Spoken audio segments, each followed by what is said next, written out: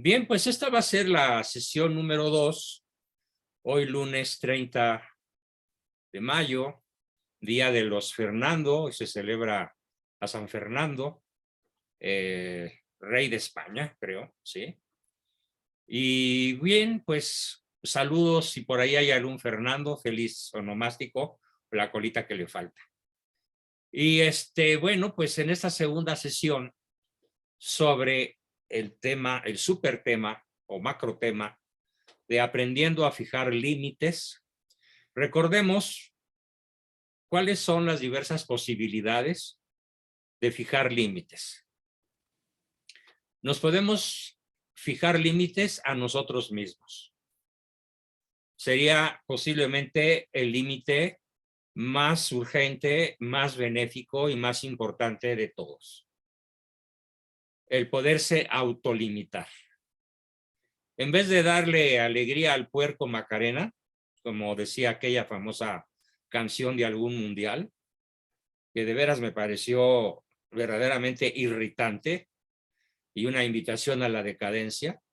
Dale alegría a tu cuerpo Macarena, pues es simplemente todo lo contrario de lo que aquí estamos aprendiendo. No se trata de darle alegría al cuerpo, se trata de darle alegría a Dios, a Cristo, a su madre, a nosotros mismos, como decía el Evangelio de hoy. Dice, si tú quieres la paz, busca la paz, pero la paz de Cristo. Entonces, el saberse colocar límites a uno mismo es probablemente el primer paso en el aprendizaje de la fijación de límites. Esto nos lleva evidentemente a dominar todas las áreas de nuestro comportamiento, particularmente las emociones, los sentimientos y las pasiones. Estas tres cosas necesitan, para no convertirse en boomerangs mortales, en armas que se van a dar justamente en el blanco que somos nosotros. Es como un boomerang, que es un instrumento de guerra de algunas tribus de indígenas que tiene la característica de que lanzan el boomerang y después de golpear ligeramente al oponente, el boomerang regresa a las manos del que lo lanzó y si no es muy ducho, pues le puede causar heridas al que lo lanzó. Es lo que se conoce con el nombre de efecto boomerang, ¿no? Si nosotros no sabemos colocarnos límites a nosotros mismos, seguramente el efecto boomerang nos va a estar pues sorprendiendo día a día o cuando menos lo esperamos. ¿Qué más podemos controlar acerca de nosotros mismos? Hay una situación muy importante con el lenguaje, ¿sí? El control, el dominio, el poder decir, domino mi forma de hablar, y vaya que es difícil, sobre todo es muy difícil dominar el tono, el diapasón, es muy difícil dominar el lenguaje corporal, porque normalmente cuando uno sienta que no está gritando, el otro nos puede percibir de esa manera y hasta decirnos, no me grites, pero si no te estoy gritando, pues a mí me lo parece. Y aquí, ¿quién tiene la razón? Pues el otro. El otro porque es su percepción. Y las percepciones no son discutibles. ¿Sí? Son fenómenos subjetivos que ahí están en el interior de cada quien. Igual me miraste feo, no me pelaste, no me hablaste, me gritaste, me dijiste palabrotas malsonantes. Dice Maru Vargas, eso nos pasa a los de Chihuahua. Bueno, y a los regios también, hasta donde yo sé. En general todo el norte, ¿no? Son muy boquiflojos. Ellos dicen, usan la palabra claridosos. Y bueno, pues a veces se puede decir que, dice Raúl, que también los sinaloenses, no, bueno, pues si ya vemos que ahí anda el Triángulo Dorado, pues no me extrañaría, ¿no? Aunque ya le cambió el nombre el bulto, ¿no? Ahora ya es el Triángulo de la Buena Gente Trabajadora. ¿Sí? Seguramente nomás por cambiar el nombre a un lugar ya no va a haber narcos.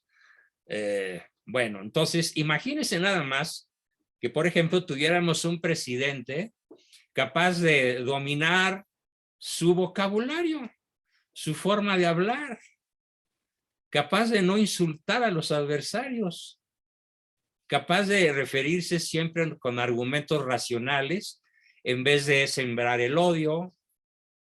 ¿Sí? Escuchaba yo el otro día un video formidable que me mandó mi esposa, un video muy breve, pero maravillosamente verídico, que nos platica cómo es que en toda América Latina, y ya cayó Colombia, ya ganó el comunista, la 43 contra 20 y tantos, yo no sé cómo le van a hacer los colombianos para evitar que los gobierne un izquierdoso, pero decía ese video,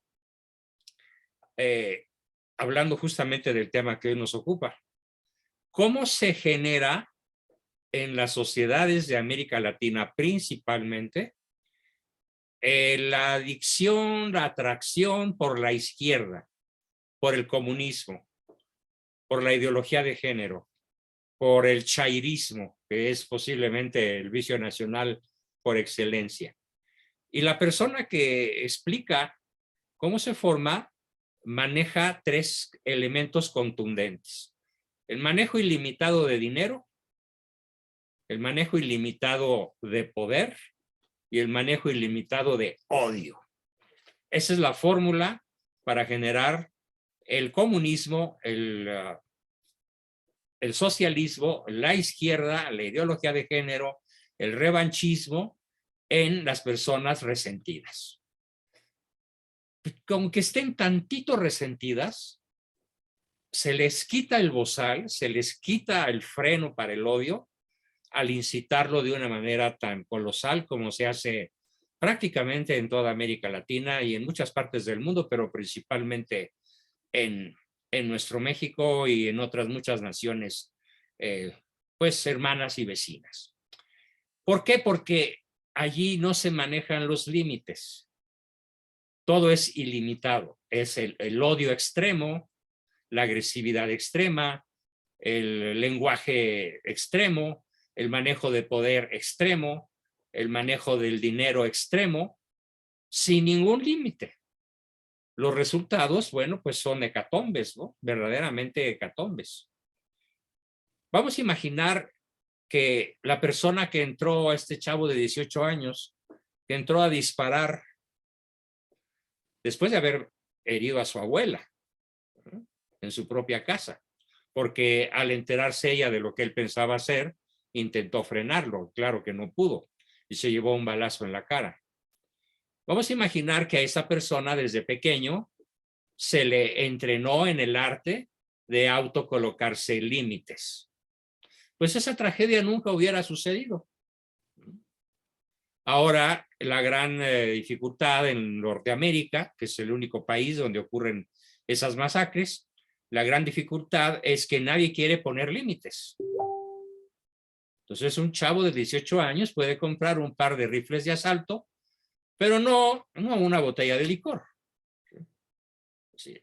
Es un manejo verdaderamente absurdo de la ausencia de límites. Otros eventos, otras áreas donde podríamos poner límites, aparte de a nosotros mismos,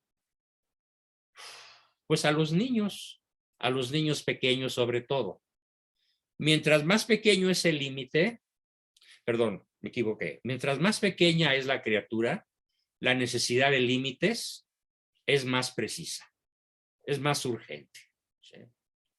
De tal manera que, por ejemplo, el bebé recién nacido pues está limitado muchas horas al día, tal vez la mayor cantidad de horas que pasa en los brazos de su madre, que pasa en el rebozo, que luego algunas se lo ponen hasta de pancita. Qué bien, mientras el contacto con la madre genera una gran solidez en el sistema nervioso central.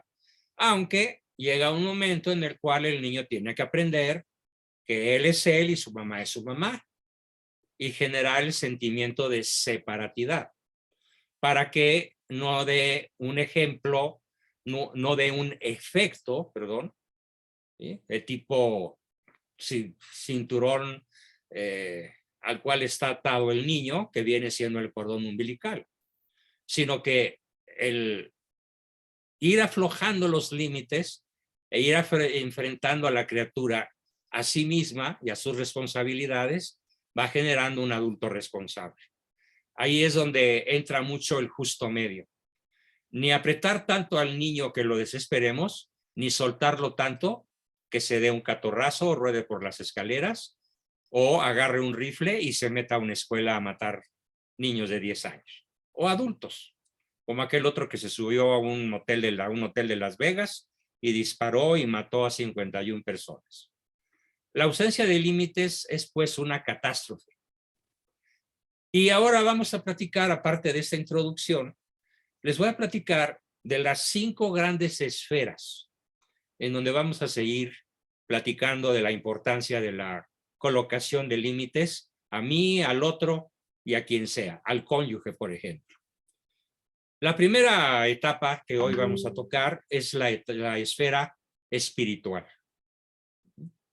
La esfera espiritual, la esfera de la ética, en cierta forma de la moral, aunque prefiero el nombre más preciso de los límites que marca la ética, ¿sí? Particularmente una ética de la espiritualidad, una ética de nuestra relación con Dios. ¿Qué está pasando hoy en el planeta por la falta de límites? En todos sentidos, en el ámbito espiritual va a ser nuestro tema de hoy. Pero también vamos a ver la ausencia de los límites y sus efectos en las familias. Sobre todo vamos a manejar casuísticas, sin dar nombres y evitando que alguno pueda verse identificado o sentir que una persona fue identificada por el ejemplo que di. Teniendo ese límite de mi parte, voy a proponer ejemplos muy reales de situaciones donde la ausencia de límites o el exceso de límites han causado verdaderas tragedias, ¿sí? Porque como todo, en los límites también aplica el principal concepto de virtud. La virtud está en el justo medio. Es como cuando te pones un cinturón. Si te lo dejas muy flojo, pues el pantalón se cae. Y si te lo aprietas mucho, pues no puedes ni respirar ni sentarte a gusto, cómodamente. Otro ámbito, aparte de la familia en general, donde vamos a ver todas las posibilidades. El primero fue la espiritualidad, la ética, el segundo es la familia, el tercero va a ser el mundo de lo psíquico. En un mundo dominado por las emociones, los sentimientos y las pasiones, vamos a ver cómo los límites se colocan basándonos en la razón, en la inteligencia, en el razonamiento, en la filosofía, en los datos duros, en los hechos, ¿sí? También vamos a manejar límites en el ámbito biológico, porque los límites en el ámbito biológico pues nos van a producir salud biológica, salud médica, íntimamente ligada esta salud biológica a los límites que nos impone el planeta donde vivimos y que serían, en cierta forma, podríamos llamarlos límites ecológicos. Entonces, estos van a ser nuestros 5 ámbitos en general y vamos a entrar en detalle el día de hoy a ver el ámbito de los límites desde un punto de vista espiritual, desde un punto de vista religioso. Yo creo que en este ámbito hay muchas exageraciones. Comentaba el viernes, probablemente muchos no me escucharon porque no estuvieron el viernes, que una persona que anda por ahí, digamos que de buena fe, pero que a veces comete exageraciones tremendas, dijo que Dios va a castigar a México con 50 ciclones. Bueno, la realidad es que no van a ser ni siquiera 10, van a ser 5. Y puede ser que sean 4. Y a lo mejor son 6, pero no 50. Y evitando la caída en la exageración y buscando el justo medio, ni muy, ni tan, ni tanto que no le alumbre, ni tanto que lo queme al santo, podemos afirmar que sí, estamos llegando a una época en la cual nuestro Señor puede ser, es una hipótesis razonable, puede ser que realice una intervención decisiva sobre el planeta Tierra y sobre la humanidad, habida cuenta de que la creación se ha ido de los límites tolerados por el Creador. Ya ha sucedido. A lo largo de la historia, podemos hacer mención de 3, tal vez 4, intervenciones directas de Dios en la historia de la humanidad, fijando límites. Las plagas de Egipto, el diluvio universal, la Torre de Babel, en donde llegado a un nivel de altura, pues simplemente Dios dio una orden y vino la famosísima y bíblica narración de la confusión de lenguas, para evitar que los hombres siguieran acrecentando su soberbia de pretender llegar al cielo con una torre. Digo, aparte de soberbia, pues qué ingenuidad científica tan absurda, ¿no? Pero Dios pone un límite con la famosa confusión de lenguas. Yo pienso, sin entrar en miedo ni pretendiendo causar miedo, como luego que algunos que andan por ahí diciendo, corran todos a confesarse porque ahí viene un terremoto que nos va a aniquilar. No. Yo haría el planteamiento exactamente al revés. En vez de tener miedo, en vez de sentir pavor porque el Señor va a colocar límites, como en Egipto, como en Babilonia, al rey Nabucodonosor, como en el diluvio universal, como en la Torre de Babel. ¿Cómo pueden ser los límites que nos ocurran en esta época?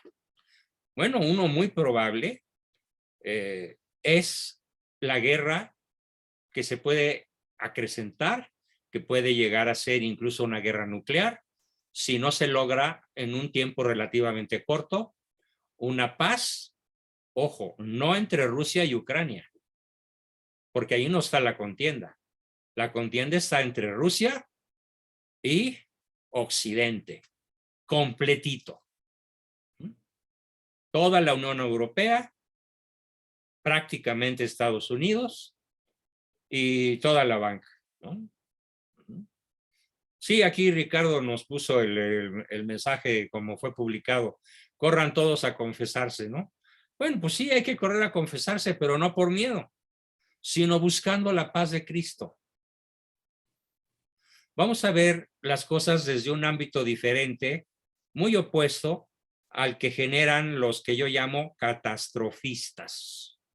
Pero para encontrar el justo medio entre la indiferencia, el valemadrismo, por decirlo de manera un poco grosera, o el exceso de preocupación, el exceso de ansiedad que puede causar el análisis de estos fenómenos, vamos a suponer que no es la guerra la que finalmente estalle.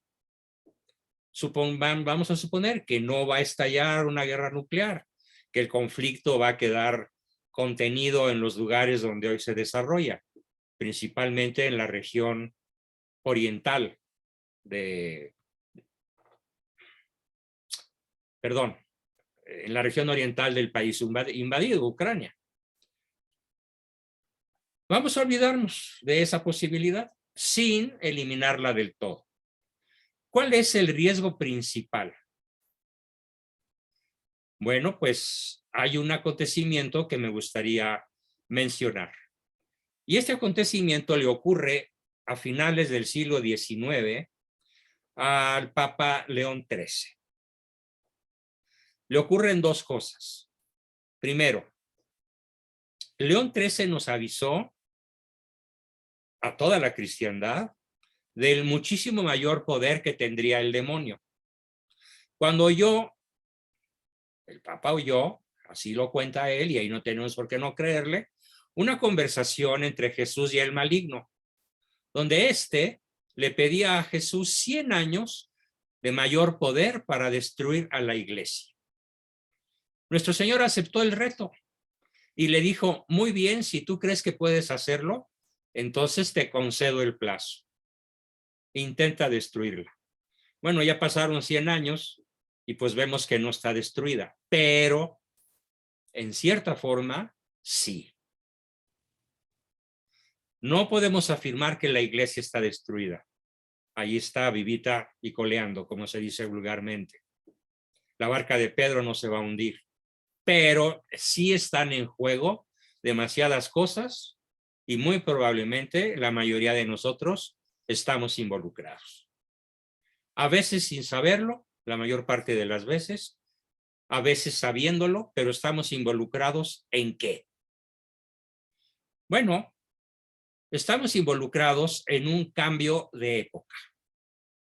Este es un cambio de época.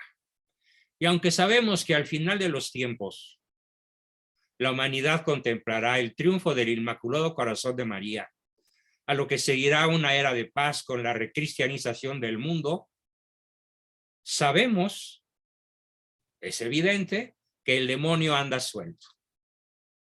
Que más que nunca,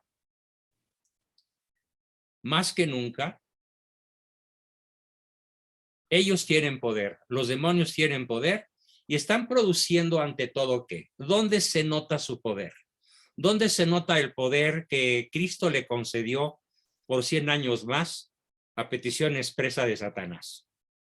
Se observa sobre todo en que está produciéndose una fantástica de fantasía, inversión de la moral y de la forma con la cual los seres humanos nos relacionamos hoy con la realidad. Voy a extenderme en este concepto y lo repito por toda la gravedad que esto reviste. Estos demonios a los que Cristo les concede mayor poder para actuar entre nuestras filas son los que están produciendo una fantástica, impensable inversión en la moral y en la forma en que los seres humanos se relacionan o nos relacionamos con la realidad el día de hoy. Este cambio de época, que en eso consiste, en una inversión de la moralidad, ya fue profetizado con antelación por Malaquías, donde muestra que el último papa de la época anterior sería Benedicto XVI, que luego vendrían 2 o 3 papas más que actuarán en la tribulación y luego en la profecía se llama a un silencio de la historia. Este mismo fenómeno se lo describió la Virgen María a la vidente Conchita en Garabandal en los años 60 del siglo XX. Conchita de Garabandal dijo que a la muerte de Juan XXIII quedarían solo 3 papas más 1 y luego vendría el final de los tiempos. Fue ella que le puso de nombre a esta nueva época, el cambio de época, que consiste en la inversión del concepto de bien, donde ahora todo lo que era bueno, hoy es malo, y todo lo que antes era malo, hoy es bueno. No es que lo sea, es que así se considera. Por lo tanto, puede ser que el final de los tiempos, puede ser, no lo afirmo, como lo afirman los catastrofistas de manera tajante y contundente, yo lo manejo como una probabilidad. El final de los tiempos, podemos decir, ha comenzado con el Papa Francisco. Y no parece haber dudas de que a partir del reinado de Francisco se han agudizado los problemas en el mundo y se agravan notoriamente los problemas dentro de la iglesia. Haré mención a 2 que resultan verdaderamente escandalosos. La inmensa mayoría del clero alemán clama por la sacramentalización del matrimonio homosexual. ¿Sí? Y tienen el apoyo de varias diócesis en los Estados Unidos, de las más importantes. Y otro fenómeno que a mí me preocupa muchísimo es, por ejemplo, en México, el atronador silencio de la jerarquía. Ponía yo en el grupo viernes un ejemplo y lo repito aquí porque resultó muy benéfico para muchos el ejemplo que puse. Si desde el gobierno se hace todos los días una mañanera de 3 horas y a veces hasta de más, para propalar el odio, el poder y el mal uso del dinero, que es como se siembra la izquierda, el comunismo y el socialismo en los pueblos, ¿de qué tamaño debería ser la respuesta de la jerarquía? ¿Qué tanto debería escucharse? Pues cuando menos en una vespertinera, por así llamarlo, pues siquiera de una hora o de un par de horas, y por un vocero extremadamente claro, contundente, vigoroso y claridoso, que pueda contrarrestar en la mente de la inmensa mayoría del pueblo mexicano la labor de odio, de destrucción, de división, que se realiza, entre otras muchas acciones destructivas, desde el Palacio Nacional, todos los días, sin excepción, desde que empezó este sexenio. No se da. Entonces, mi iglesia duerme, mi iglesia calla. Otro hecho al que debo hacer mención y que tiene poca relación con lo que acabo de decir, el exorcista reconocidísimo sacerdote alemán Chad Ripperger, se escribe Ripperger con doble P, dice que los exorcistas en todo el mundo han notado, y así lo avisan en Roma, una extraordinaria resistencia de los demonios a ser arrojados en los últimos tiempos. Antes los demonios se podían expulsar muy rápidamente, en cuestión de un día o dos. El 99% de los casos de posesión estaban expulsados, tal vez una semana, cuando mucho. Pero ahora la gran mayoría de los exorcistas nos hablan de un promedio de entre 10 meses a 2 años, que en una misma persona los demonios accedan a salir del cuerpo que han poseído. Recordando que la posesión diabólica no debe ser confundida con el estado de contumacia en el error o en el pecado, porque la persona poseída puede ser incluso una persona virtuosa y de vida ejemplar, o todo lo contrario.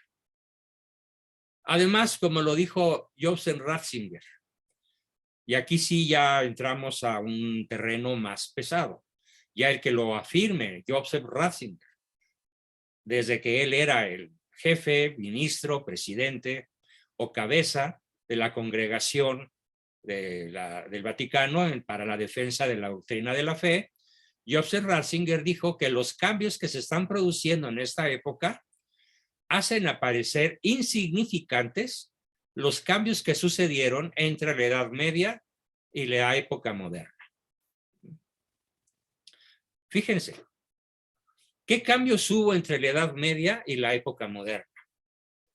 Bueno, pues a escala militar se comenzó el uso de las armas de fuego prácticamente en todo el mundo y particularmente el uso de cañones. Gracias a esto cayó Constantinopla en poder de los turcos.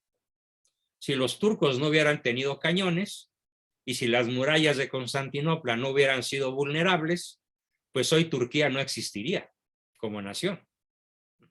Por poner solo un ejemplo, ¿no? ¿Qué más ocurre? Pues el descubrimiento del nuevo mundo. Algo que verdaderamente marca un cambio de época.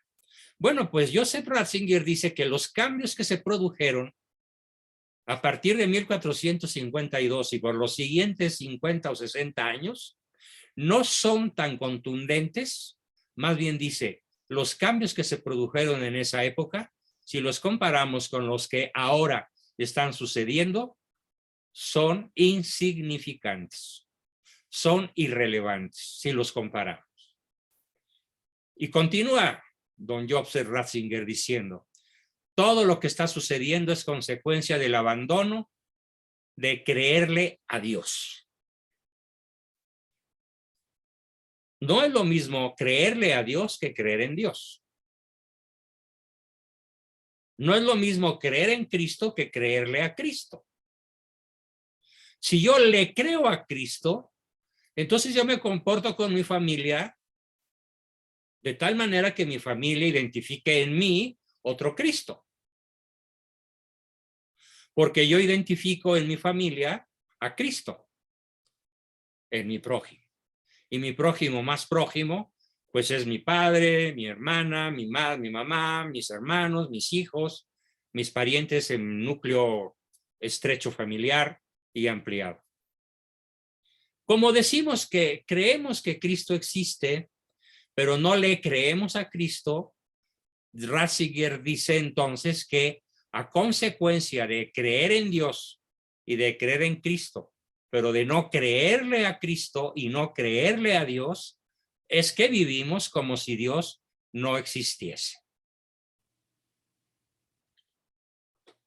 Yo podría citar los nombres de hasta 50, 60, tal vez 100 personas que dicen creer en Dios, que se autonombran católicas o cuando menos cristianas, pero cuyo comportamiento, ese comportamiento al que se refiere Jobser Ratzinger, consiste en unos cambios verdaderamente asombrosos de la seca a la meca.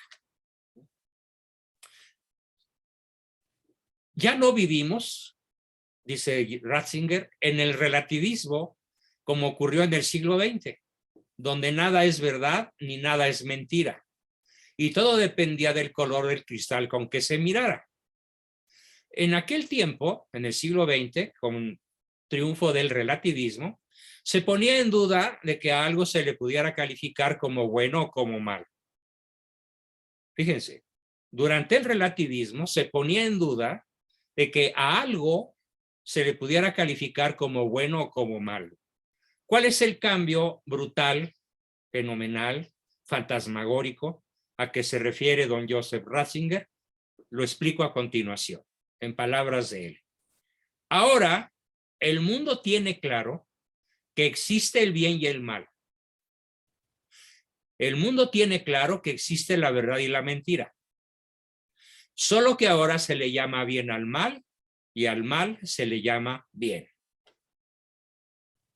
Ya no es como en el relativismo. Todo es del color del cristal con que se mira, nada es verdad, nada es mentira.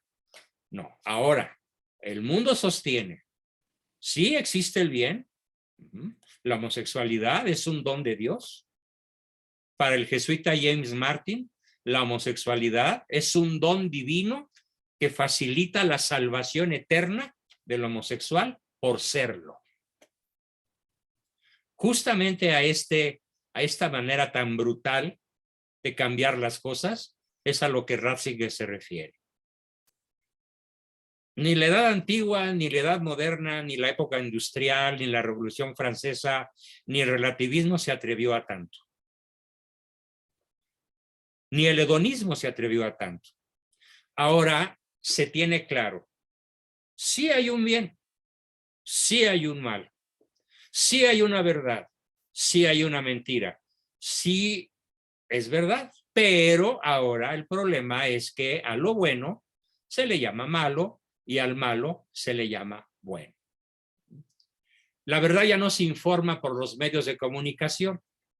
¿Sí? Los medios de comunicación saben muchas veces lo que realmente tendrían que comunicar, pero se informa la mentira disfrazada de verdad y se castiga a los que dicen la verdad por ser mentirosos.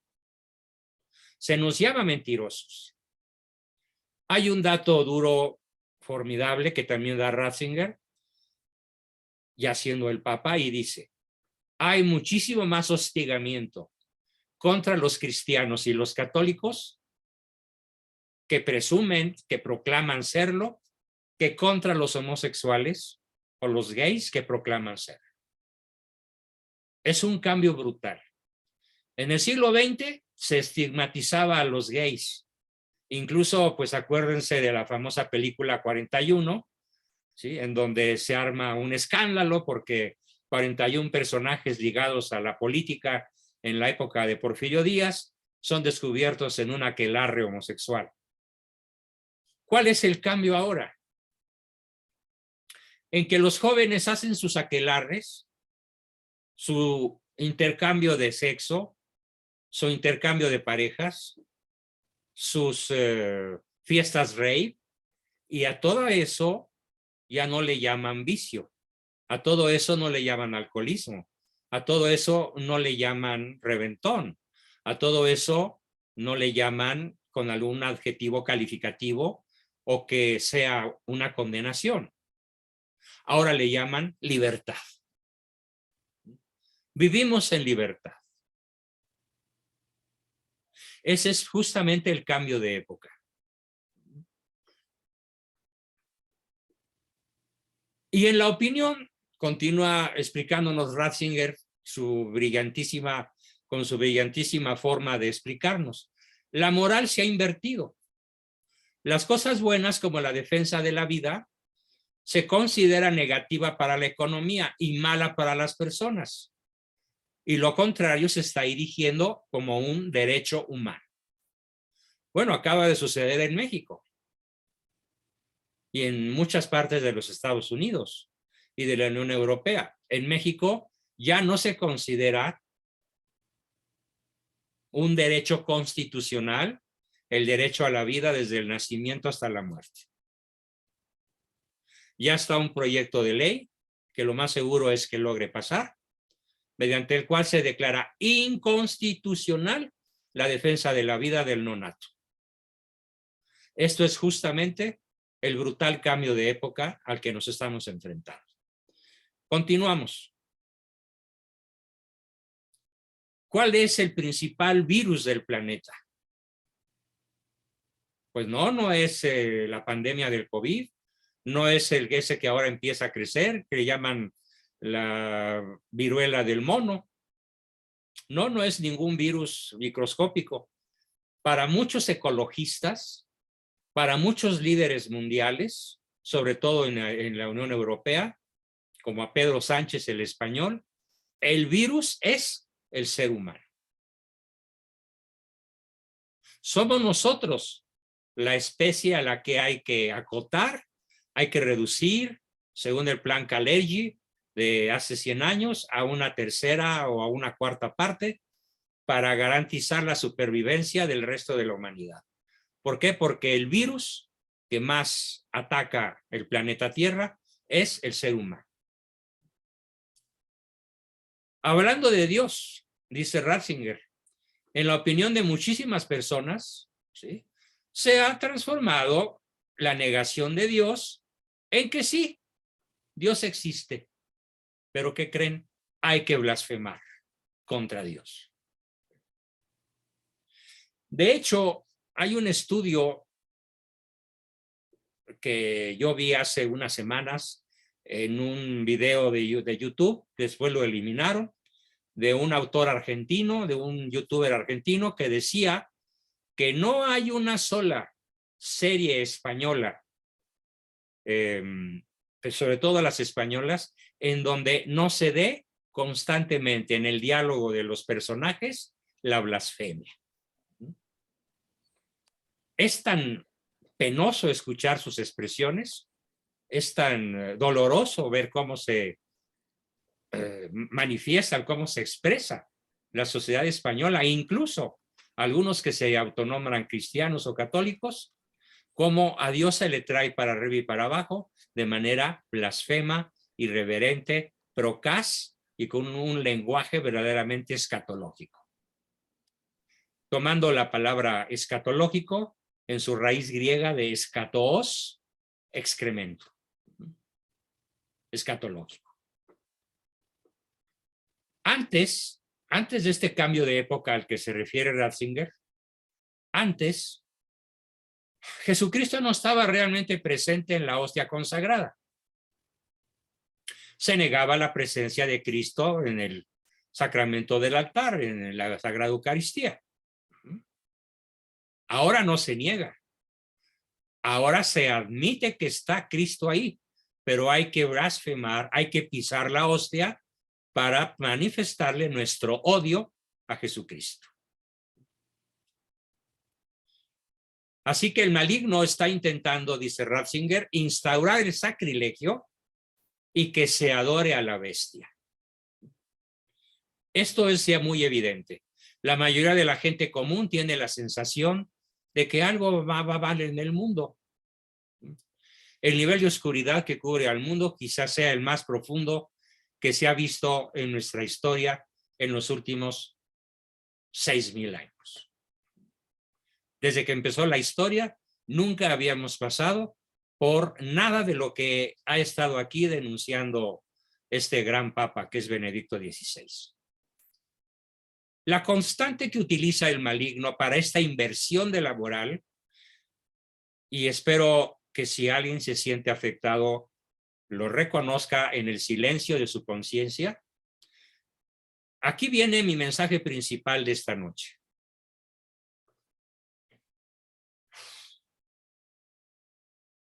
La constante que utiliza el demonio para lograr en la persona concreta esta inversión de la moral, de la ética cristiana, de la ética católica, por la moral mundana, es la sujeción de la razón a las emociones. La sujeción de la razón a las emociones. Un ejemplo muy simple. Una mirada crítica de un papá sobre la forma de vestir de su hija. Y ella contesta, ahora me molesta que me inspecciones. Me molesta. ¿Qué hay ahí? Un predominio de la emoción, me molesta, por encima de la razón. Y la razón indica que una mujer que se precie de ser una persona digna, pues tiene que ser digna y pudorosa en su forma de vestir, para no provocar la lujuria de quien la pueda mirar. Claro, siempre habrá ojos lujuriosos, incluso para una persona de traje talar y con el cuello cerrado y los bracitos cubiertos y traje talar, siempre habrá miradas lujuriosas, pero es evidente que hoy el mundo ha perdido, sobre todo la mujer ha perdido el sentido de la virtud, de la castidad y del pudor. De tal forma que, por ejemplo, si yo me atreviese a una chica de 20 o 21 años, decirle, ¿cómo te atreves a vivir con tu galán si ni siquiera te has casado al matrimonio civil? Su contestación invariable va a ser, no limites mis emociones, no limites mi libertad, no tienes derecho a criticarme porque cada quien vive según lo siente, según se lo pide el cuerpo, el corazón, las tripas, las vísceras, no la razón. El maligno, pues, está subvirtiendo, de ahí viene la palabra subversión, al mundo poniéndolo patas arriba a través del triunfo de las emociones, del triunfo de las pasiones y del triunfo de los sentimientos. Pero ¿cuál es la emoción más popular? El odio. Lo vemos todos los días al escuchar al bulto de Palacio. El insulto, la descalificación, la burla, la ironía, el sarcasmo. Y cómo su popularidad no solo se mantiene, sino hasta se acrecienta. Con un manejo verdaderamente luciferino de los elementos que está aquí explicándonos el Papa Ratzinger. Ahora bien, ¿por qué sucede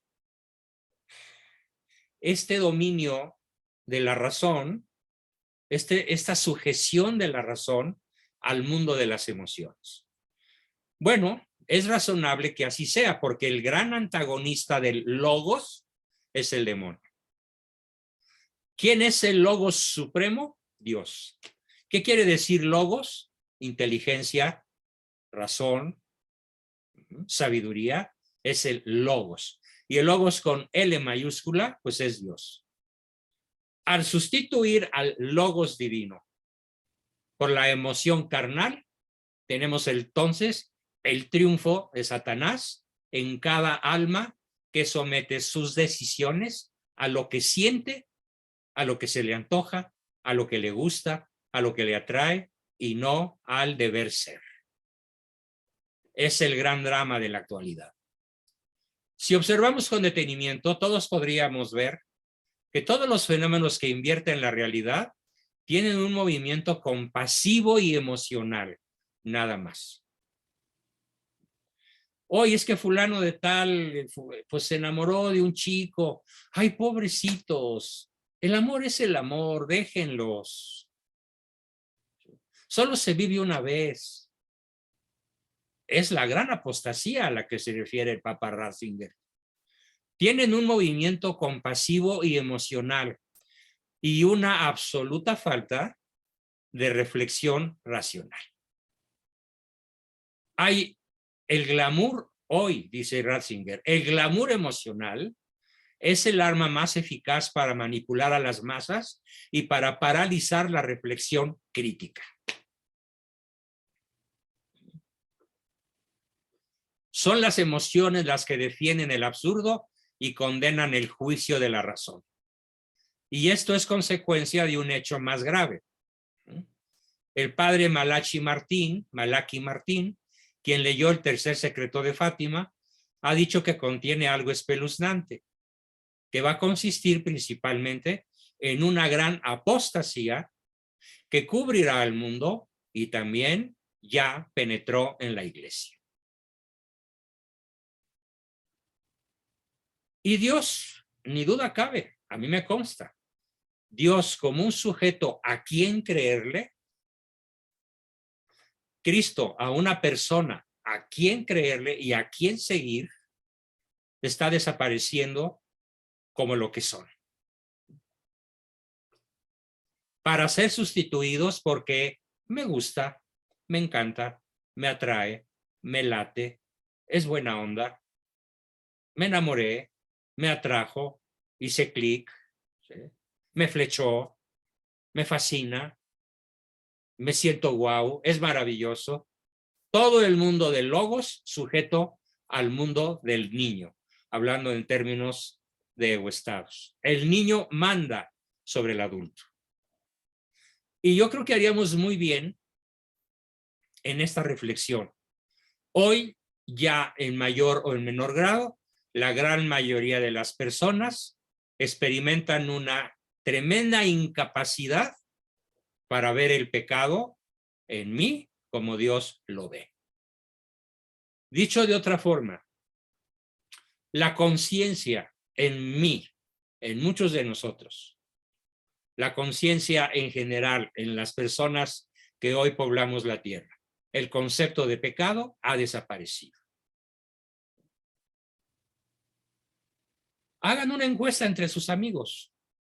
Pregúntenles, ¿qué opinas del pecado mortal? ¿El aborto es un pecado? ¿El vivir de modo activo la homosexualidad es un pecado? ¿El mentir es un pecado? Y yo estoy seguro que la gran mayoría de las personas van a rechazar el emplazamiento a aceptar la conciencia del pecado. Es el gran señalamiento, probablemente el principal, que nos hace ver el Papa Ratzinger. La conciencia pues se ha adormecido. Primero se relativizó, ¿sí? Y después del relativismo ya viene la sustitución. El mal es buen, el bien es mal. Y luego se fabricaron excusas para tolerarlo. Y ahora las cosas que ayer eran pecados se están reevaluando y redefiniendo como buenas.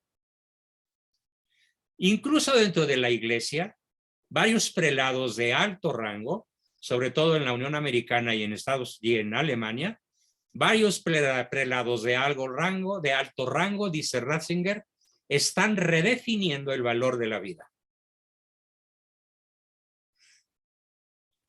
Están redefiniendo el valor de la sexualidad y, lo más grave, están redefiniendo el valor del matrimonio, procurando sacramentalizar, bendecir, elevar a la categoría equiparable el matrimonio gay al matrimonio natural, como Dios lo hizo entre un varón y una mujer. Y muchos laicos que se definen públicamente como católicos y reciben la Eucaristía, como esos dos personajes norteamericanos, Joe Biden y la otra, que en estos momentos se me escapa su nombre, pero que fue prohibida de Nancy Pelosi, Nancy Pelosi. ¿sí? Sostienen posiciones contrarias a la doctrina católica sobre la vida, la sexualidad y el matrimonio. Ahora bien, dice Ratzinger, anteriormente, el principal refugio para una buena persona, para una persona de mente recta, de corazón saludable y noble, su mejor refugio para encontrar la verdad era la Iglesia Católica. Ya no. Yo no estoy seguro de que si algún paciente lo mando a confesarse con alguno de los sacerdotes en donde yo voy a misa los domingos, aquí en la Santa Cruz de Interlomas, le va a dar un buen consejo en tratándose de drogas, sexo, matrimonio, homosexualidad o vida. No tengo la certeza. Hace 15 o 20 años la tenía, ya no.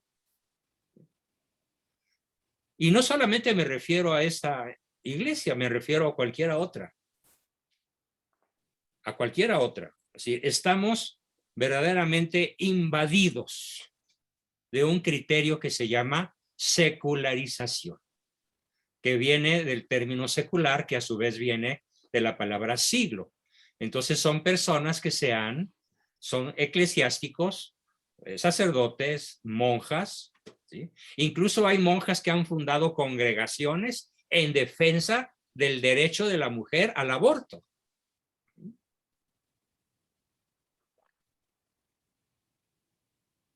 Entonces, en algún tiempo, el refugio en la Iglesia Católica era natural, pero ya no lo es, porque demasiados no la consideran, la acusan de corrupción y de perversión, especialmente se refieren a la crisis de los abusos, que ciertamente, a raíz de la enorme cantidad de abusos que han realizado clérigos homosexuales sobre niños y adolescentes, fíjense, el 90% de los abusos está hecho por sacerdotes de diferentes niveles homosexuales.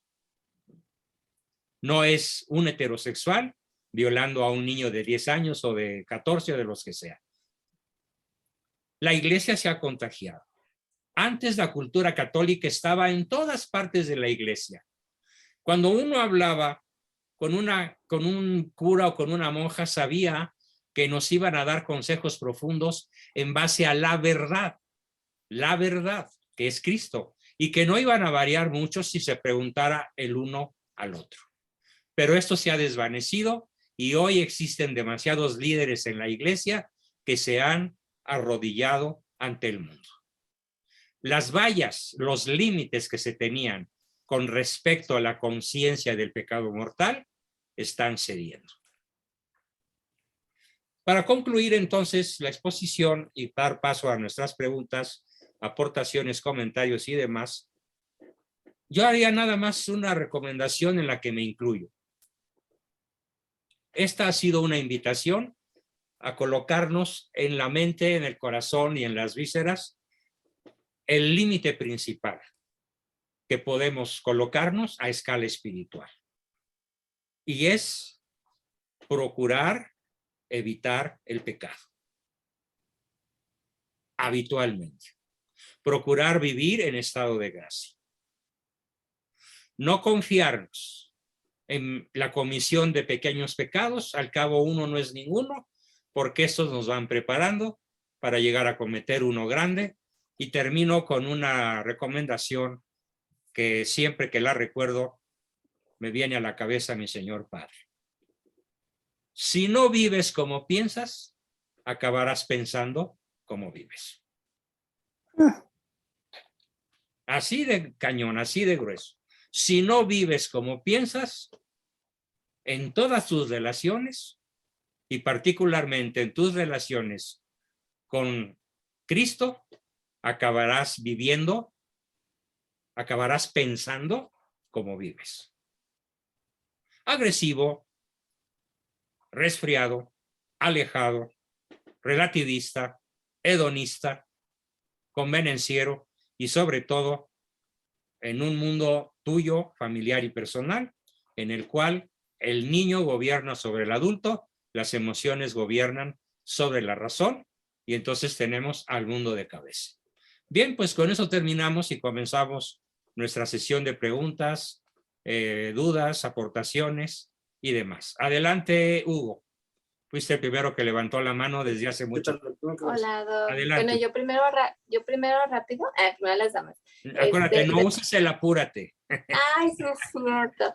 Doc, sí, de lo que comentabas sobre el pecado, o sea, yo me he ido a confesar y hasta los padres, o sea, te minimizan, te dicen, no, o sea, no te apures, o sea, no es tan grave. Pues dice uno, pues, ¿cómo? O sea, la conciencia que tiene el pecado y el padre te dice, no, así, pues no, eso no importa. Pues es lo que acaba de decir usted, el mal consejo que luego le dan Sí, a uno en la confesión. sí, cierto, sí. Mire, estoy leyendo ahorita este pequeño libro que se llama El golpe maestro de Satanás, de Monseñor Lefebvre. Y nada más para decirles a todos ustedes. Lefebvre. Ahora, aguas con ese pues, monseñor, porque es hereje. No, doctor, créanmelo. Lefebvre es un hereje, fue excomulgado. No, se la levantaron. No, doc, créamelo. Y de hecho no está, de hecho, hay algo que hay que leer mucho para entenderlo, doctor. Bueno, sí sé que le levantaron la excomunión. Sí, pero cuando Monseñor fue a ver a, mira, hay una anécdota, cuando Monseñor fue a ver a San Pío de Pietrelcina para pedirle su bendición, fue San Pío de Pietrelcina que le dijo, es usted el que debe darme la bendición. Mire, yo tenía mucha ignorancia con referencia a Monseñor y he estado leyendo muchas obras que me han llevado sobre todo a analizar lo que es, por ejemplo, la carta encíclica de Pío X, que se llama Pascendi, Sí, sobre lo que es la parte, lo que es sobre las doctrinas de los modernistas. Mire, quiero leerle esto para que lo sepan. Dice, Satanás no cesa de atacar a nuestro Señor en su cuerpo místico, la Iglesia. En el curso de la historia ha empleado todos los medios, de los cuales uno de los últimos y más terribles ha sido la apostasía oficial de las sociedades civiles. El laicismo de los estados ha sido y es siempre un escándalo inmenso para las almas de los ciudadanos, y es por ese subterfugio que ha logrado laicizar poco a poco y hacer perder la fe a numerosos miembros de la Iglesia, a tal punto que esos falsos principios de separación de la Iglesia y el Estado, de la libertad de las religiones, del ateísmo político, de la autoridad que toma su origen de los individuos, han terminado por invadir los seminarios, los presbiterios, los obispados y hasta el Concilio Vaticano II. Para hacer eso, Satanás ha inventado palabras claves que han permitido que los errores modernos y modernistas penetraran en el concilio. La libertad se ha introducido mediante la libertad religiosa o libertad de las religiones. La igualdad mediante la colegialidad que introduce los principios del igualitarismo democrático en la Iglesia. Y, finalmente, la fraternidad mediante el ecumenismo que abraza todas las herejías y errores y tiende la mano a todos los enemigos de la Iglesia. El golpe maestro de Satanás será, por consiguiente, difundir los principios revolucionarios, Revolución Francesa, introducidos en la Iglesia por la autoridad de la misma Iglesia. Sí. Mire, Doc, sí hago una aclaración, Doc, porque yo mismo tenía mucha ignorancia con referencia a Monseñor, pero él ha sido fiel a la Iglesia. Déjame hacerte un par de afinaciones. No conozco un solo lefebrista que esté en el justo medio. Y te hablo de 200, 300. Me gustaría mucho conocer un seguidor, aparte de ti, porque a ti sí te conozco. Y bien. Me gustaría conocer una persona de justo medio, una persona virtuosa, racional, que entienda que los extremos a los que llegó Lefebvre lo llevaron a la excomunión. Kenneth Fryer, Doc. El padre Kenneth Fryer. Y de hecho yo le puedo decir, doctor... Bueno, el padre Kenneth, pues es mi pariente muy cercano. Sí, yo lo quiero mucho, lo admiro mucho. Él celebra misa en latín, pero también celebra misa en castellano. Celebra misa de Oriente y celebra misa de cara al público. ¿Sabe qué es lo que yo descubrí, doctor, lamentablemente? ¿Qué? Que se han dicho muchas mentiras y un ataque furibundo de los modernistas sobre Monseñor Marcel. Y de hecho... Bueno, déjame decirte, ahí te va, espérame. Uh-huh. El principal adversario que yo conozco sobre Lefebvre, contra Lefebvre, se llama Salvador Abascal Infante y fue mi padre. Y no solo, Ratzinger le escribió a mi papá comentando sus asegúnes para Lefebvre, dándole las gracias por la claridad con la que mi padre escribió sobre Lefebvre.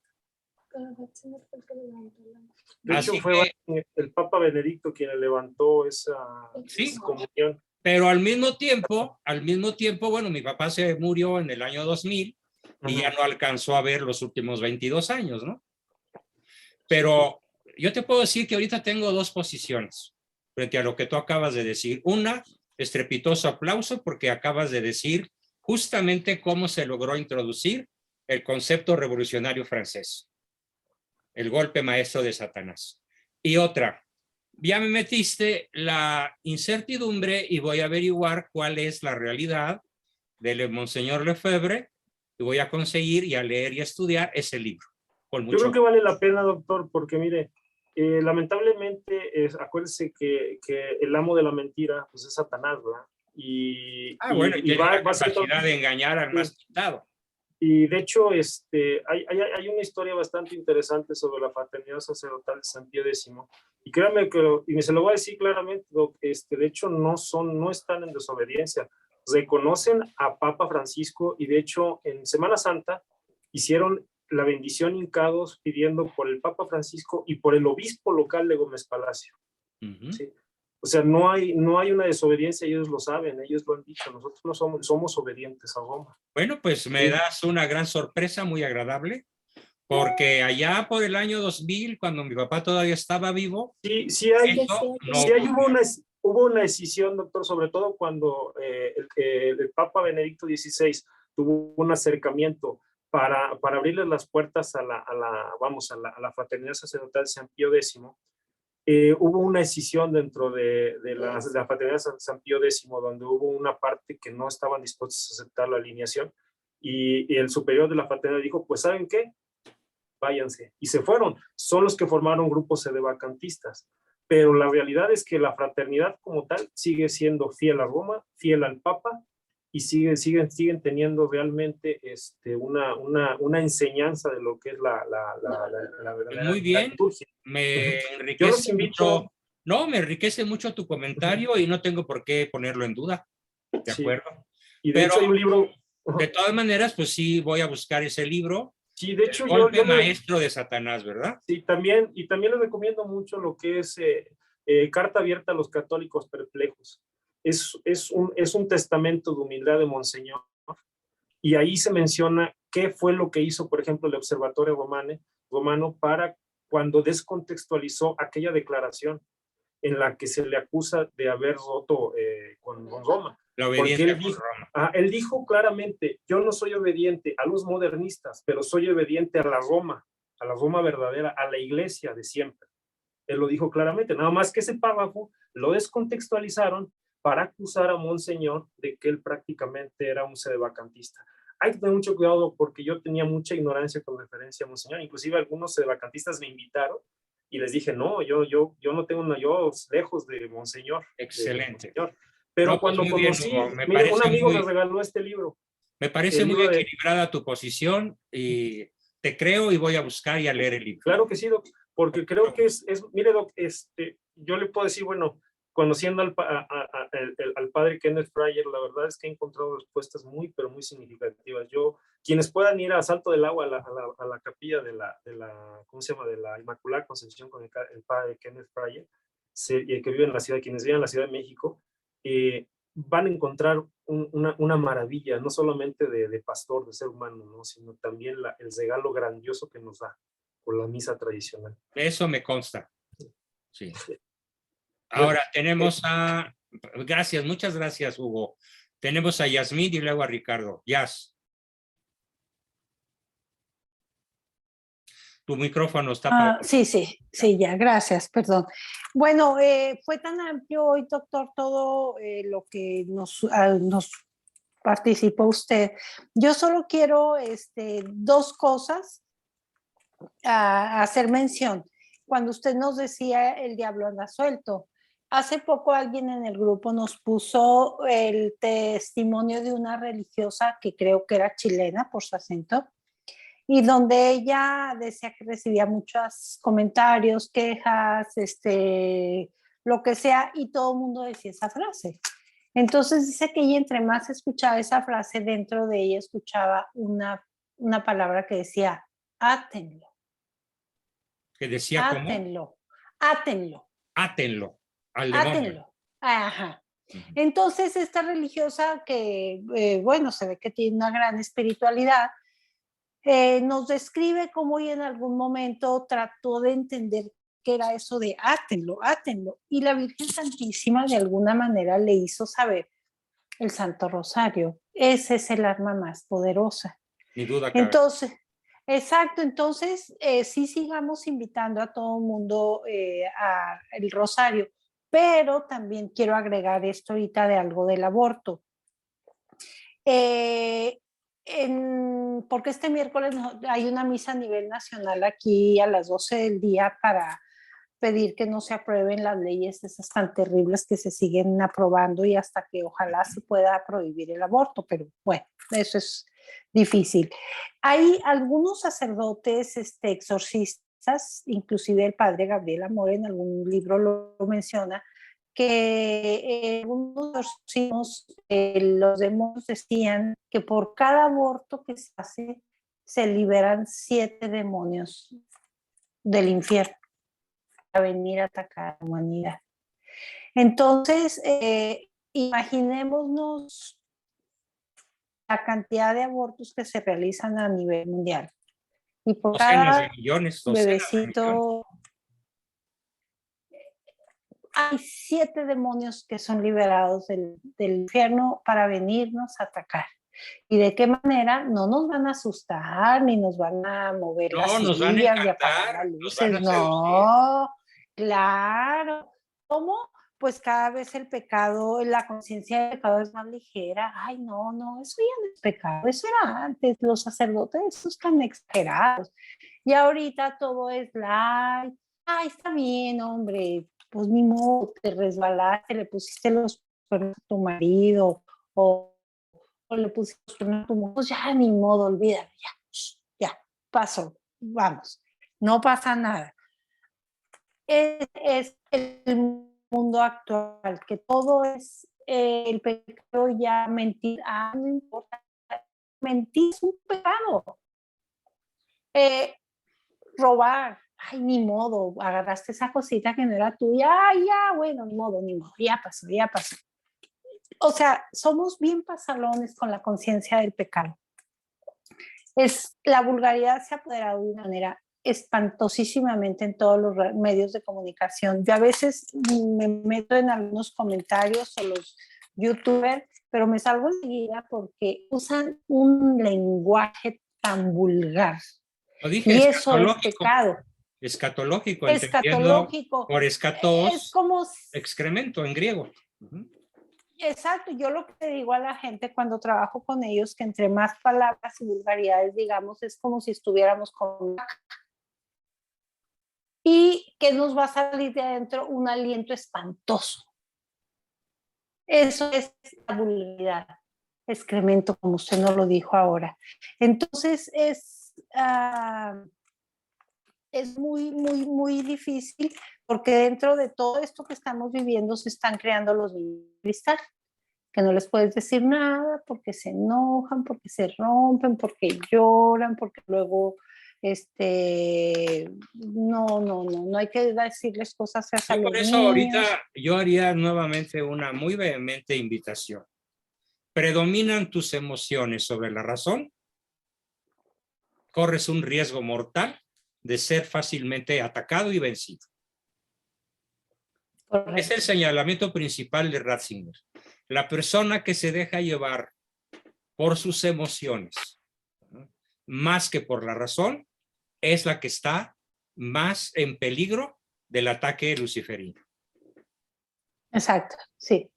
Sí, sí, definitivamente, doctor, de verdad aprecio y agradezco muchísimo la clase de esta noche. Como siempre aprendo y acomodo las cosas pues, en el lugar que tienen que ir. Entonces, muchísimas gracias y saludos a todo el grupo. Muy gracias. bien, vamos con Ricardo. Adelante, Richard. Enciende tu micro. Muy buenas. Son 3 puntos. Primero, ya lo puse en el chat, de ya Ortega y Gasset desde 1940 había estado advirtiendo de que se estaba combatiendo a la razón. Primero para sustituirla con una opinión y luego con pura emoción. Con esos 2 puntos. Ese es el primer detalle. El detalle es que ahorita ese combate a la razón también está combatiendo al mérito, está combatiendo al trabajo y está combatiendo a la excelencia. Claro, no es perfección. Palabras todas borradas del vocabulario nacional por el bulto de Palacio. Y el problema es que ojalá solamente fuera por él. No, es por por todo el movimiento de izquierda, completito. ¿Sí? Y no solamente movimiento de izquierda, sino que inclusive lo estamos viendo en algunos movimientos que se autoproclaman de derecha y lo estamos viendo en todo el mundo. De hecho, lo podemos ver en Estados Unidos, cómo es que se está atacando la razón, el mérito, todo ese concepto se está derrumbando. El mérito, Dios quiere que trabajemos en el mérito. Todo lo que es, así que todo lo que nos promete es basado en el mérito. Y el mérito, claro, es cumplir con las virtudes.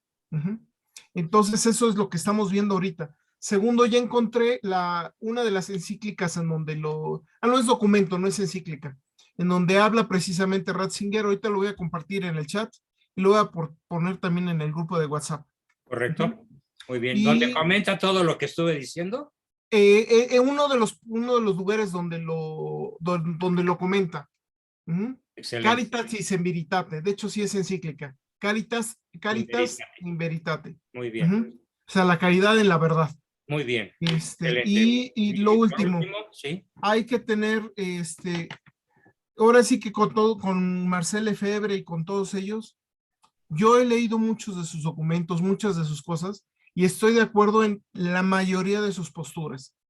Sin embargo, yo sí lo tomo un poquito con cuidado, porque algunas de sus actitudes han sido de, yo obedezco al Papa, pero, y ahí está el problema, hay que tener cuidado, porque al Papa se le sigue en todo lo que sea moral y fe.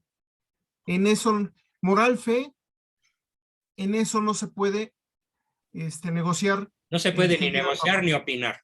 No se puede ni negociar ni opinar.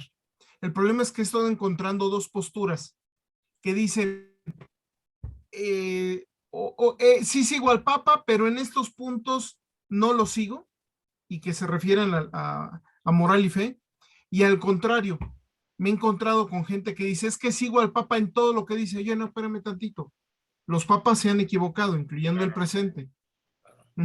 En todo lo que... Solo en moral y en fe, y solo cuando hablan es cátedra. Exactamente. Y he tenido discusiones con los 2 grupos. Hay que tener nada más cuidado con eso, porque los extremismos también son malos. Y yo invariablemente todo extremo es vicioso. Invariablemente, es por default. Los extremos se tocan y son estrictamente vistos donde no hay virtud. Exactamente, y ese es el problema que he encontrado entre no pocos.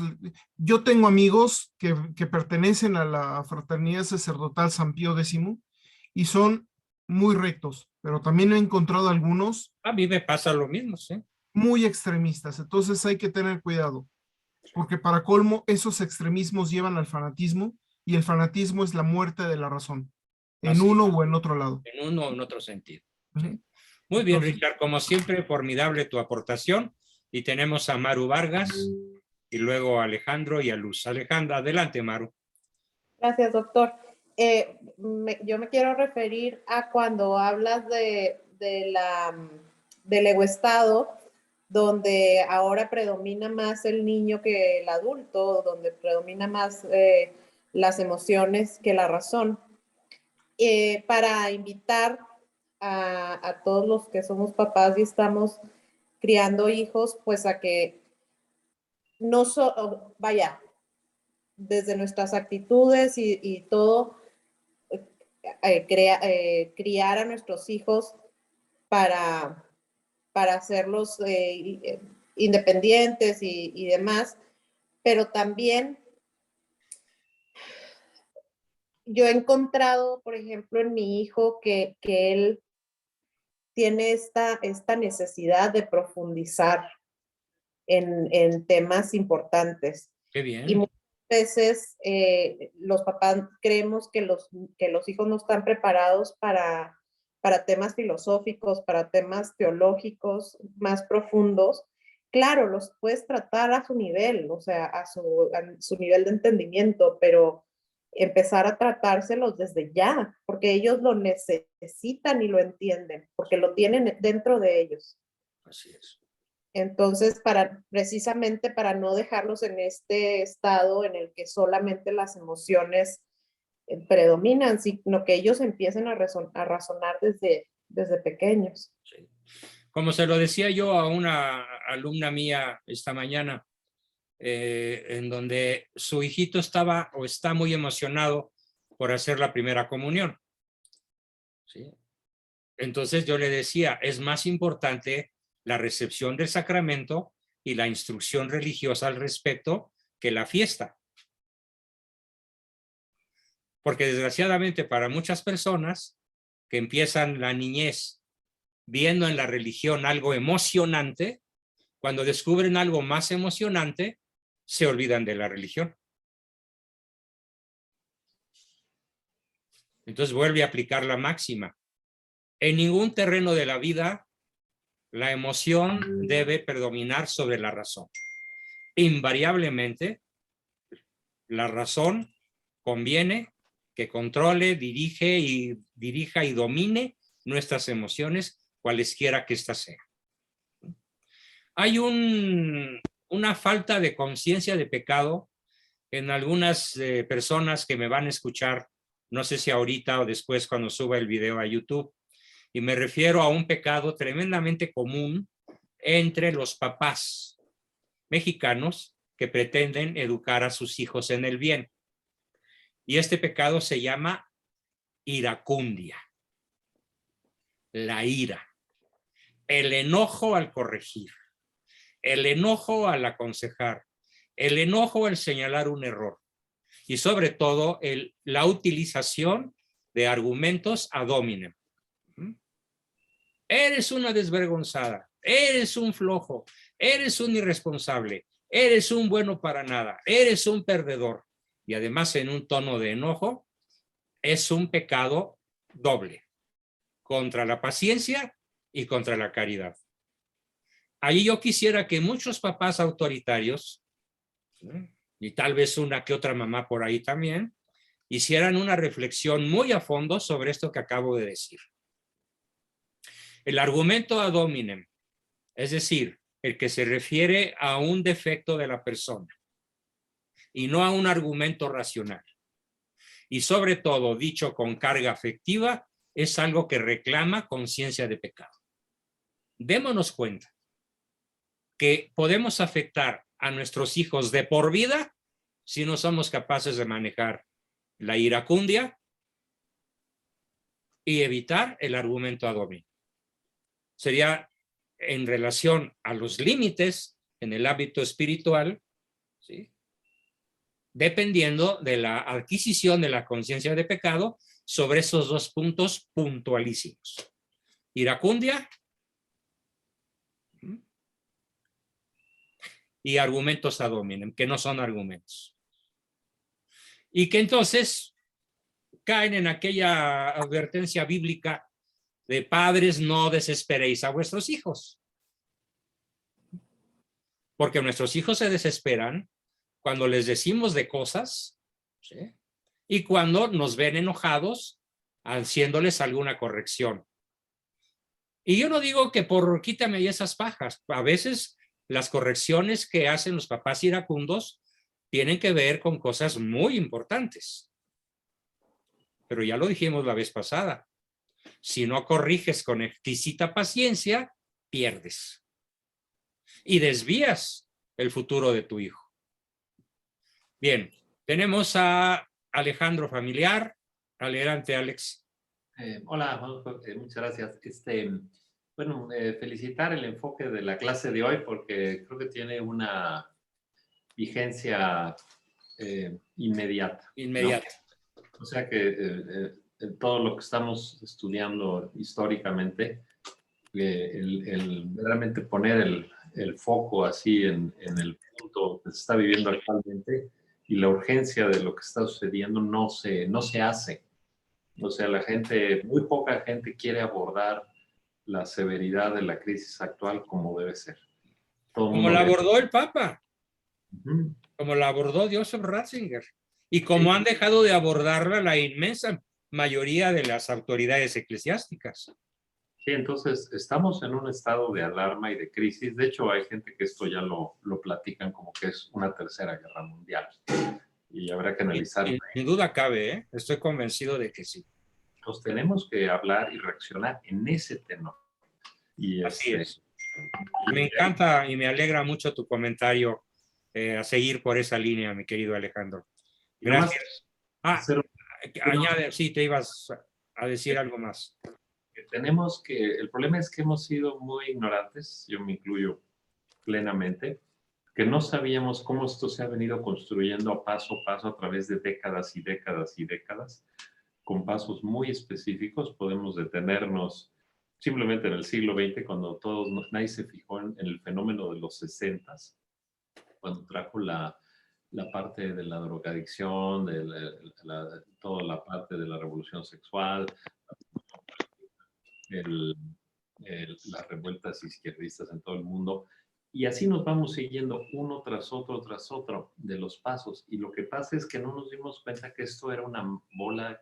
Nos pesa más. No, pues es que estamos como la ranita que no siente que la olla se está calentando hasta que ya está bien cocida, ¿no? Y ahorita se ha venido con una celeridad todo esto. Bueno, sí, ahorita ya estamos en una velocidad aceleratriz. Entonces hay que estar muy consciente de eso. Hay que ver cómo los mismos gobiernos han sido infiltrados, han sido corrompidos. Yo tengo mucha información sobre cómo el comunismo se está en las tripas del gobierno americano desde hace décadas, desde la CIA. Sí. Y eso la gente no lo sabemos. Entonces no lo alcanza a percibir. ¿Sí? Ahora, lo que yo veo muy esperanzador es en Estados Unidos hay grupos que están haciendo giras continuas con eventos continuamente, cada un mes y medio o hasta más cercano, en diferentes lugares de Estados Unidos. Se llaman The Great Awakening Tour, muchos de ellos. Y hay todo ese tipo de gente y tienen un rol de expositores de altísimo nivel, con unas trayectorias y unos currículos impresionantes. Y entonces esos encuentros itinerantes y todos están manteniendo una flama nueva, viva, de contraataque. Y en México pues tenemos las manifestaciones, todo, pero no tenemos un movimiento así, que sea más ejecutivo, tratando de ser más contundente, ¿no? Entonces, bueno, pues estamos ya enfocados, estamos ya emplazados para que lo antes posible emprendamos acción, todos nosotros. Y por último, yo nada más quería, te envío un video que ahorita que se habló del sacerdocio y todo, hay un sacerdote en Estados Unidos impresionante, que se llama, no sé si han oído hablar de él, se llama James Altman, A-L-T-M-N. No. Es buenísimo. Le acabo de enviar uno de los sermones más impresionantes que yo he podido escuchar, en donde dice, no puede ser un demócrata y un católico al mismo tiempo. Es imposible. Imposible. Pero cuando la gente habla de Biden, o de Condoleezza Rice, o de la otra que acaban de Nancy Pelosi. Nancy Pelosi. ¡Ay, qué lindos! Comulgan. Ay, sí. ¡Ay, qué tiernos! Y qué feo ese tipo que les prohibió la comunión. ¿Qué se creen? Es absurdo. Es nuevamente la esclavitud de la razón por encima de la emoción. Es una verdadera esclavitud. Tengo un amigo que le puso un apodo, le dice, hija de su pelos. Perfecto. Oye, qué bueno, como esta y la vil chismosa de las mañaneras, ¿no? La Vilchis. Apellida Vilchis y le dicen la vil chismosa. E ingenio mexicano, al final de cuentas, ¿no? Porque en efecto se la pasa chismoseando, ¿no? Alguien que le ponga límites, pobre mujer. Bueno, Luz, adelante. De James Altman, y porque además lo corrieron de su parroquia. De su parroquia, claro. Es lo que decía, tenemos más persecución los católicos que los gays. Ah, sí. Adelante, Luz, y luego Diana. Sí, doctor, buenas noches a todos. Hola. Doctor, nada más retomando sus palabras, que me pareció importante en cuanto a que a nuestros hijos, sobre todo, ahorita les inculcan, pues ahorita lo que es la homosexualidad, el no tener hijos, pero yo veo, como ahorita lo están mencionando, la importancia de que piensen, ¿no? Y lo dijo una compañera, que piense, enseñar a nuestros hijos a pensar, porque a los homosexuales, o más bien los homosexuales buscan casarse y ser reconocidos por la iglesia, mientras a las parejas heterosexuales les dicen que no lo hagan. Los homosexuales buscan tener hijos, a como dé lugar. Adoptar, hijos, pero finalmente tenerlos, ¿no? Por el motivo que sea. Sí, con el concepto de tener mascotas. Y a nuestros hijos les fomentan que no los tengan, ¿no? Entonces, Está señalando justamente la subversión de la que estuvimos haciendo referencia, y estás poniendo 3 ejemplos formidables. Sí, entonces, desde ahí es algo tan obvio, pero creo también que el pecado te ciega y muchas veces, como dice usted, las emociones, la conveniencia, ¿Qué dirán? El qué dirán.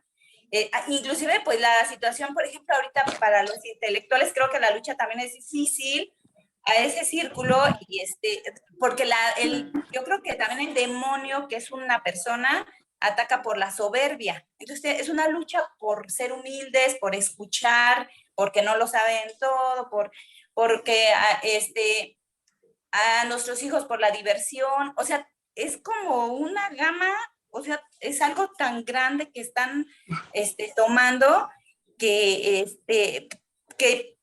la clave, creo yo, es si nuestro último fin es volver a Dios, y entonces en nuestra vida temporal, pues glorificar al Padre, con un amor, un corazón, pues lo más puro es nuestra lucha, ¿no? O sea, un corazón puro, por medio, ahorita lo veo, por lo que usted enseña, pues la clave es el justo medio, que son las virtudes, y siempre tener presente eso, el pensar, porque son cosas así como bien obvias o sea, como de sentido común, pero ya no lo hacemos, ¿no? Claro, porque cuando se pierde la razón, el primer sentido que se pierde es el común. Es así como que de consecuencia instantánea.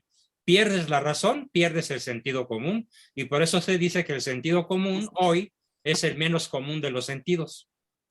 Así estamos. Sí, bien. Entonces nada más era retomar esas palabras que me pareció así muy importante, donde es como obvio, pero no lo entendemos muchas veces, ¿no? Gracias, Luz. Tenemos a Dianita y luego a Jocelyn. Diana. Buenas noches. Ay, me encantó el tema de hoy. Hace como así. Sí, es que une todo, la realidad, la educación, la religión, la razón, y ahorita también con mis compañeras que hablan de los niños, yo siempre, bueno, me quedé a media carrera porque no pude seguir yo con la SEP, y con todo el razonamiento que nos daban, a mí algo no me gustaba. Claro. Porque no hay razonamiento. ¿Por qué no? Son ilógicos. Razonamiento, ¿no? Sí. Entonces, exactamente yo con mis niños eso lo he manejado desde antes y les digo, es que son niños, sí, pero van a ser adultos y yo puedo hacerlos pensar en cosas, o sea, que se pueden razonar, y yo no tengo fe en que ustedes son niños y que solo porque son niños no pueden, o sea, yo les estoy diciendo que son tontos. Entonces... Qué emoción, Diana, que te haya parecido tan caída a tu dedo y tal vez a todos tus dedos la sesión de hoy, como a muchos, ¿no? Excelente. Sí. Muy bien. Y agradecerle a usted porque tiene la valentía de seguir adelante con paciencia con nuestras cabecitas duras. No. Aquí el más tullido es alambrista. Aprenden rápido y bien. Me preguntó por la tarde una persona, obviamente no voy a decir su nombre, hablando de su cónyuge, tampoco voy a decir si es hombre o mujer. Me preguntó, oye, pues ¿de qué tema vas a ver hoy? Porque tengo un viaje y no te voy a poder ver y lo lamento mucho. Y le dije de qué se iba a tratar y me dijo, pues yo tengo un marido, no, me dijo, tengo un cónyuge que me dice que no me puede escuchar con calma porque tiene hambre y prefiere irse a vaciar el refrigerador que oírme o que platicar conmigo porque tiene hambre. Le dije, bueno, pues justamente de eso vamos a hablar, de cómo las personas que se enfurecen con mucha facilidad es porque generalmente tienen hambre. Y estoy hablando de hambre de comida. De hecho, los grandes psiquiatras le llaman hambre oculta. Entran en ansiedad, les da apetito, abren el refrigerador y lo primero que pescan. Empieza una conversación difícil con la pareja. Me voy por una chela. Me voy por un sándwich. No, espérame, seguimos platicando. No, tengo hambre. Obviamente es el predominio de la necesidad, de la emoción sobre la razón. Si hubiera predominio de la razón y el cónyuge quiere hablar conmigo, hago a un lado el plato, pospongo la hora de la comida, me pongo con toda atención y le digo, platícame, cuéntame, te escucho. Pero eso hoy ya no se usa. O tengo prisa, o no me interesas, o no me importa el tema. O la expresión tan popular de, qué caviar, ¿no? Refiriéndose al producto del esturión, obviamente. Bien, tenemos a Jocelyn. Jocelyn, todavía tienes un... aquí hay una pregunta. Está preguntando Ricardo que en qué colonia está la Inmaculada Concepción. Pues es muy fácil. Está en Avenida Chapultepec y Salto del Agua. Exactamente la intersección de Avenida Chapultepec con Salto del Agua, en un islote de 500 metros cuadrados, está una mini iglesita de bolsillo de tipo colonial, que es justamente donde está el padre Kenneth Bryan. ¿Ok? Bien, para que tomen nota. Por si alguien tiene la posibilidad de visitar su misa de las 12 del día de los domingos, es la más visitada de sus celebraciones. ¿Quién más? Jocelyn, quería hablar Jocelyn, sí, ya encedió su micrófono. Sí. Te escuchamos, Josi. ¿Sí me escucha? Sí, te escuchamos. Ok. Pero no te vemos. Perdón, es que esta computadora no sé por qué no tiene cámara. No te preocupes.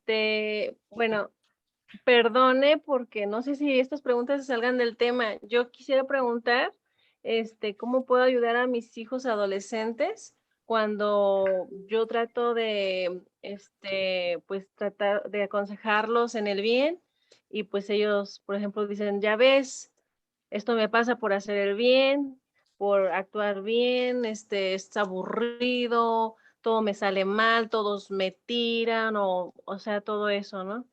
Y otra que pues no, por ejemplo, le invito a orar y así, pues se fastidia, no quiere como saber nada de eso. Bueno, pues me imagino que es la primera sesión a la que estás, ¿no? Sí, efectivamente. Se nota que eres nueva en el grupo. Bueno, no importa, bienvenida. ¿Quién te invitó? Yo sí. Gracias. Una compañerita de un grupo de oración, y ya te pude contactar por el Facebook, vi tus datos y ya pues te contacté. Bueno, pues mi respuesta por Muchas hoy gracias sería, no faltes. Inscríbete, no faltes, toma estas sesiones con mucha disciplina y desde luego la semana que entra que vamos a ver, vamos a continuar todavía con el tema de los límites, vamos a ver cómo le ponemos límites a los hijos necios, ¿sí? A los indiferentes, a los flojos, a los que no quieren saber de religión, a los que no quieren saber del estudio. Obviamente cometemos muchos errores los papás, muchísimos errores.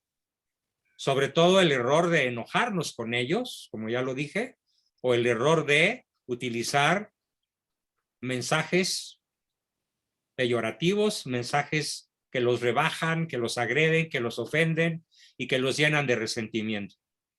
Estoy manejando ahorita el caso de un joven de 20 y tantos años que escuchó unas palabras de su papá hace 5 años y todavía no se le olvidan. Todavía destila tristeza y malos recuerdos por esa escena.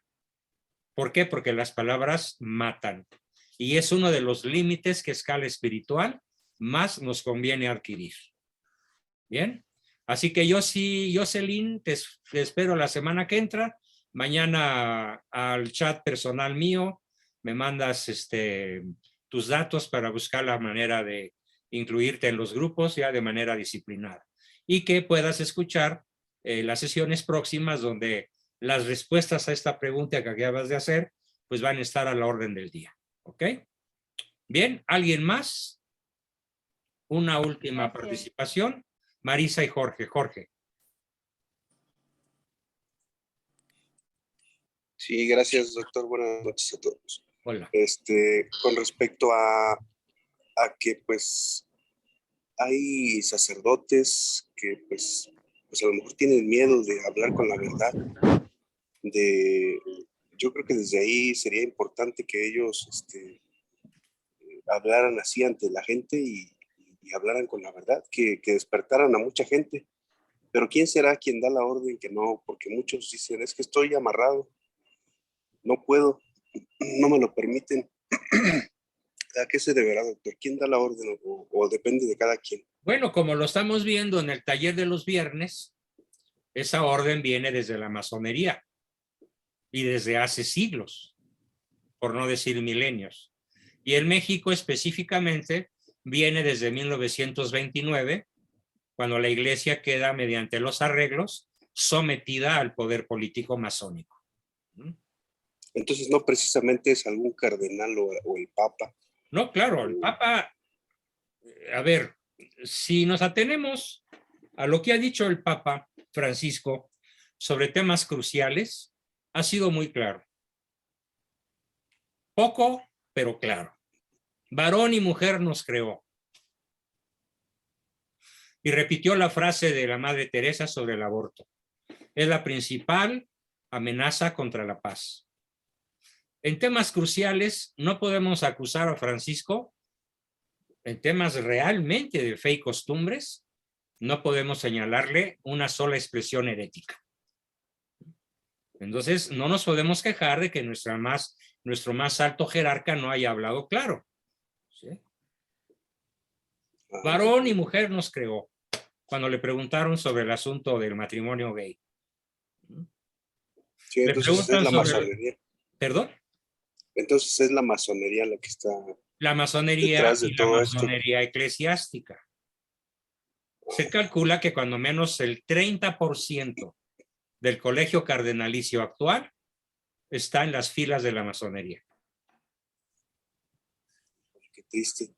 Y luego también el hecho de, pues todos desde el principio, ¿verdad? Desde que están en los seminarios, desde que los aceptan, desde ahí yo creo que las personas, pues ya se sabe que los que entran son homosexuales, ¿no? Muchos. Entonces, desde ahí está el problema, no sé, o el hecho de ser ha habido homosexuales ha habido infiltración. Una de las infiltraciones más poderosas, más eficaces, fue la que realizó Stalin, el jerarca ruso, que logró meter cientos de jovencitos de diferentes etnias, de diferentes nacionalidades, con la finalidad de destruir a la iglesia desde adentro. Es un hecho histórico.